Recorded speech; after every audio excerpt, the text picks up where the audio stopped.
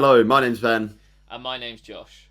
and welcome back to FPL Graduates. Welcome back to another Euro Fantasy video, where in this video we're going to be talking about the players that you maybe should be avoiding going into this Euros campaign. Which players might be tricking you into thinking, hang on, they're good value, when in fact, you probably shouldn't be looking at them at all. Let's get straight into it.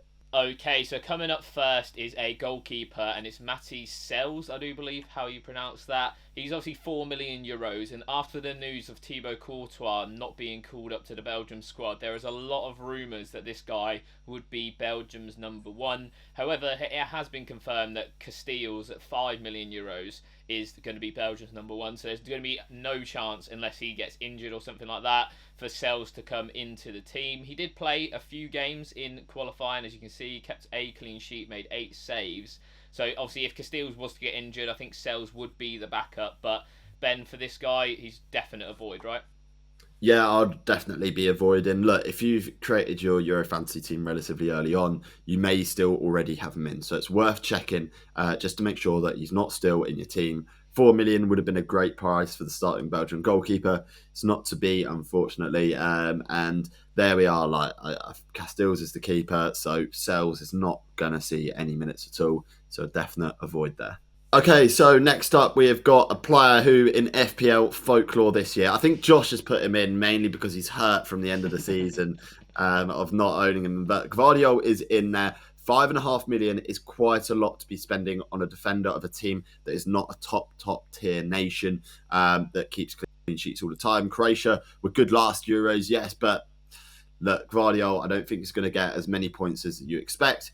Yes, he's going to be playing left wing back potentially for Croatia, but the fixtures are difficult as well. I anticipate them conceding at a minimum against Spain and Italy going into this Euros campaign. So I do think it's one that you could potentially avoid there, just because, you know, for the same price you could get an elite fullback from the Netherlands or from France. Like, you could get pretty much the pick of anyone. Josh, you in the same sort of boat with this? Yeah, 100%. And that's not necessarily knocking Cavadio as an asset, 'cause I think if you had an easier group, you could generally consider it. But having Spain and Italy in match day 1 and match day 3, it really sort of puts you off. Obviously, match day 2, if you're maybe playing your Limitless that week, Cavadio could then become an option. But for right now, not too much. Obviously, averaging really nice 6.75 ball recoveries per 90. So that'll get you a 2 additional points as it is, even if he was to lose a clean sheet. But for 5.5 million euros, as Ben alluded to, you can get Jeremy Frimpong for that sort of price, who's basically playing right wing for the Netherlands. So yeah, there's a massive discrepancy in terms of price. I think for 0.5 less, I'd consider it more so, but for now, he's a definite avoid for match day 1. Okay, then, so next up is a midfielder from Germany. It's Leroy Sané, and a lot of people had him in their drafts to start when the game got released, and obviously coming around to the first game of the tournament, a lot of people are starting to realise that Leroy Sané has not necessarily been the first choice winger under Julian Nagelsmann for Germany. Sane obviously would tend to operate on the left or right. We've seen a lot since Nagelsmann's taken over the Germany role. Obviously, it's a bit difficult because they haven't been playing qualifiers; they've been playing just friendlies.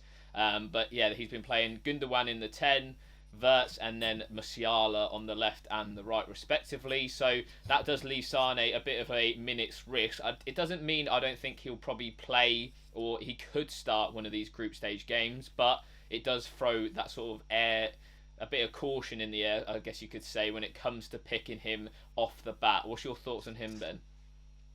Yeah, I think it's a bit of a risk. The 7 million price tag is obviously sort of such an appealing factor, but again, you can make that decision pretty much at the deadline to the game, because we're going to know the German team before the deadline.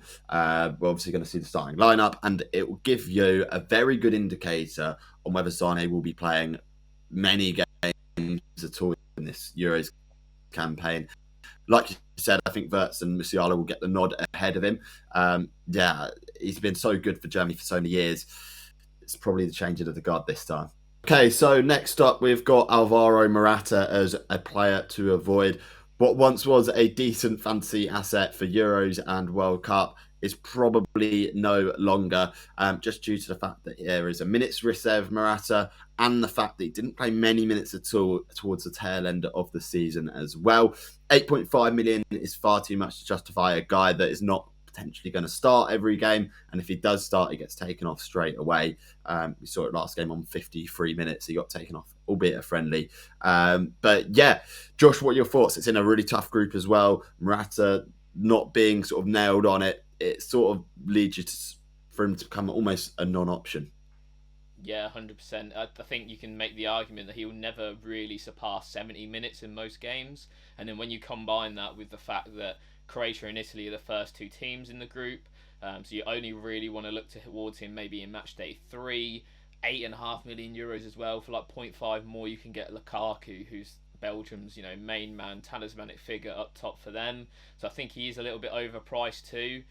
2 goals, 1 assist in 7 qualifying games as well doesn't really set the world alight. When we spoke about the likes of Rasmus Højlund for a whole €1 million cheaper, he got 7 goals and 1 assist in the qualifiers. So yeah, I think there's better options for cheaper, better options for a little bit more as well. So yeah, he's an avoid for me.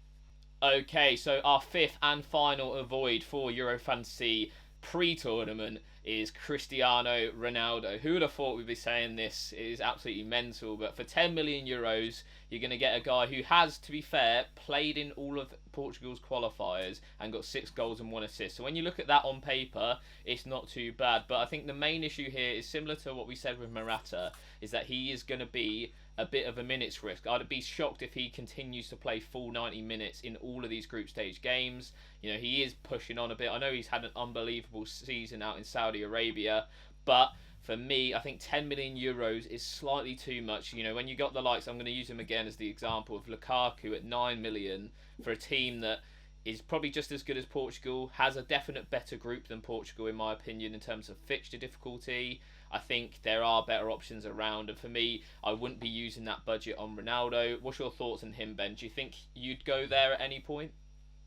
He hasn't entered my thought once on bringing him into my team, which says everything. Despite the record, despite everything, I just think there is an element of risk there with Portugal. There's so many decent players that can play in that position, and tournament football's different from qualifiers, right? You've got so much time in between each game, between each qualifier. Yes, there's maybe 2 in a space of a week, and then you don't play again for a little while. So he's been able, in my opinion, to prioritise those Portugal matches over the probably domestic games, which you don't blame him for. But tournament football games every couple of days, I just don't think he'll. I think he'll get a minimum of 1 rest on the bench, that he won't be in the starting 11 in those 3 match days. Could very well be against Georgia if they wrap up the group early. But yeah, I just think there's just that element of risk for a high amount of money. Yeah, you've got to keep it safe with your picks up top. Okay, then, so that wraps up our players to avoid for Euro 2024 Fantasy. Let us know what you think about them in the comments. Have we got some really badly wrong, or do you agree with our choices? Also, let us know who you're avoiding in the comments too. Yeah, and as always, please remember to like, comment, and subscribe to the FPL Graduates YouTube channel. And yeah, I've been Ben. I've been Josh. And we'll see you guys later. Have a good match day, everyone. You may rise, but you'll never make me wanna stick around you.